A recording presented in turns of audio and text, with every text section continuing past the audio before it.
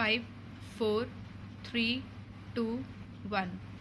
Sir, the Food Corporations Bill 1972 was discussed yesterday and some honorable members participated in the debate.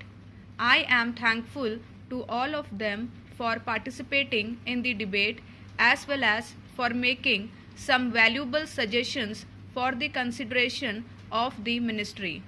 Unfortunately, sir, most of the members are politicians.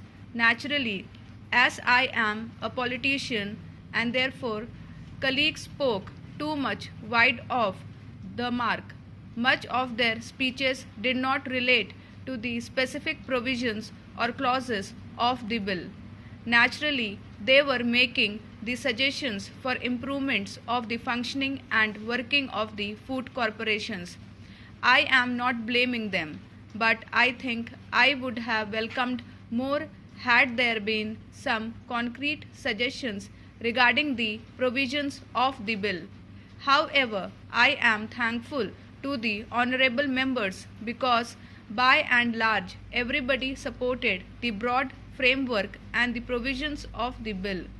Only Mr. Mathur, unfortunately, he is not here now, made an observation as to why the Food Corporation of India should be interested in setting up offices outside the country. I think he has not carefully read the provisions of the bill. Otherwise, he would not have made this sort of observation. In the original act itself, there is a provision for Food Corporation of India. Now, normally, our offices do not function outside India. Only there is one cell at Bangkok which is part of our embassy. That was set up when we were purchasing some rice from Thailand. But the general policy of the government of India at the moment is not to open office as far as possible outside the country. This provision is already there. Previously, permission was required even for setting up offices in the country itself. Now the activities of Food Corporation of India are expanding at a fast rate and we are setting up offices in the country itself. Now, with the expansion of activities of the Food Corporation of India, we are setting up hundreds and thousands of purchasing centers. If the permission of the government is to be taken for setting up hundreds and thousands of these offices, I do not think it is really a very salutary or useful provision. So, we are amending the provision so that for setting up offices inside the country, no permission of the Government of India is required. Mr. Mathur's interpretation was therefore not correct. Then again, he tried to misinterpret the definition of foodstuffs. We have provided the foodstuffs include edible oil seeds and oils. This is the amendment that has been put in. Now, Mr. Mathur went to the extent of saying that because there is some inquiry by the CBI into the mustard oil cakes, perhaps in order to give protection to somebody who may be involved in this amendment has been brought in. I think this is also not a correct interpretation because if somebody has committed something wrong, he will be brought to book and necessary action will be taken against him.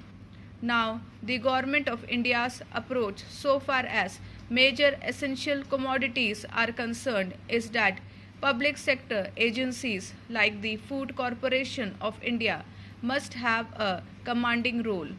The Food Corporation of India and other government agencies should be in a position to cater to the requirements of the vulnerable sections of the society by providing them the essential commodities.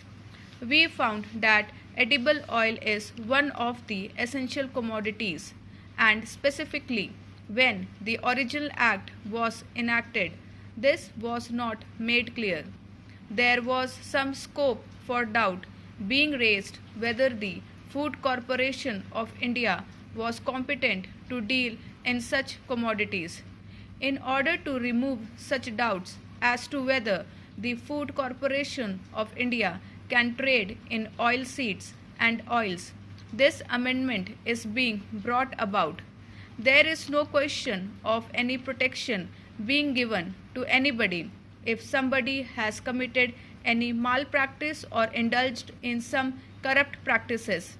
Except these two observations, there was nothing much said by the honorable members.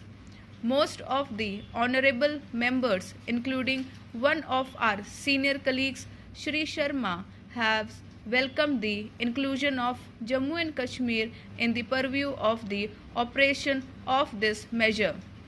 Formerly, Jammu and Kashmir did not come under the purview of the Food Corporation of India because originally the Food Corporation of India Act applied to the country as a whole except Jammu and Kashmir. Now we are taking away the words except Jammu and Kashmir. That means by implication Jammu and Kashmir also would come within the purview of the operations of the Food Corporation of India. And sir, it is very desirable and the Jammu and Kashmir government also desires that the Food Corporation should function in Jammu and Kashmir. As far as the other amendments are concerned, I need not deal with them in the introductory speech.